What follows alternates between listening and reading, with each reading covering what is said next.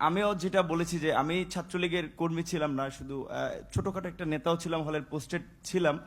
আর আমি বিভিন্ন প্রোগ্রামে গিয়েছি, আমি দেখেছি নেত্রীকে ঢাকা মেডিকেল যখন বার্ন ইউনিটে বিএনপির আন্দোলনের সময় যখন আছে বিভিন্ন অকারেন্সগুলো ওঠে তখন তিনি গিয়েছেন।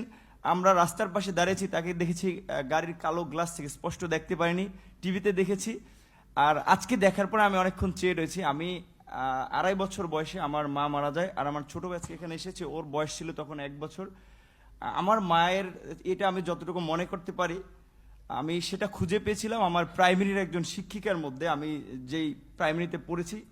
আর আজকে আমি মাননীয় প্রধানমন্ত্রী এতদিন টিভিতে আমি ওভাবে দেখতে পারিনি, কিন্তু আজকে দেখে আসলে আমার সেই আমার মনে হয়েছে যে তার মধ্যে আমার মায়ের চেহারাটা আমি কিছুটা দেখতে পেয়েছি, এরকম একটা জিনিস। এটা হচ্ছে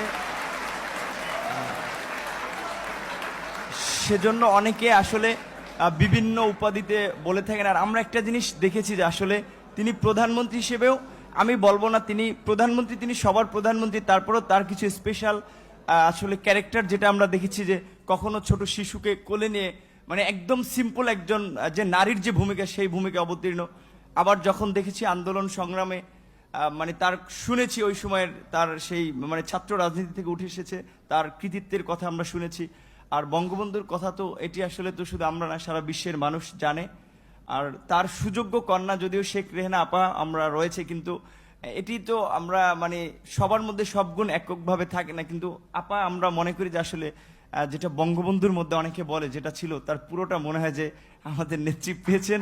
আমার আপার প্রতি অনুরোধ থাকবে যে আসলে অনেকে যেটা আমি আপা বলতে চাইনি, কারণ আমি আসলে মানে মায়ের ওই জায়গাটাকে তাকে রাখতে চেয়েছিলাম, কিন্তু সবাই ছাত্রলীগ আমিও যেটি করেছি সবাই আপা আপা বলে, এই জন্য আমার মুখ থেকে অটোটা বের হয়েছে যে আমার ছাত্রলীগের ভাই বন্ধুরাও কেন যেন আমাকে আসলে জামাত শিবির বানানোর জন্য তারা খুব একটি অপপ্রচার করেছিল তাদের ছাত্রলীগের এতগুলো এরকম একটা পোস্টে থাকা অবস্থায়। আর আপনারা দেখেছেন যে আমার পরিবারের আমি আশা করি যে মাননীয় প্রধানমন্ত্রীর কাছে আমার পরিবারের সকলের মোটামুটি একটা তথ্য আছে, সেখানে দেখেছেন যে আমার পরিবার আসলে মানে পুরো পরিবারে ছিল আওয়ামী ব্যাকগ্রাউন্ডের। কিন্তু আসলে আমি অনেক কথাই বলতে চেয়েছিলাম, কিন্তু আবেগ ভালোবাসায় অনেক কিছুই ভুলে যাচ্ছি। জয় বাংলা, জয় বঙ্গবন্ধু। আর আমি আসলে আমি প্রধানমন্ত্রীর অনেকটা প্রোটোকল, এই কারণে আমি অনেকটা আমার একটু ইচ্ছা ছিল যে বঙ্গবন্ধু শেখ মুজিবুর রহমানকে কখনো তো দেখিনি, তার কথা শুনেছি।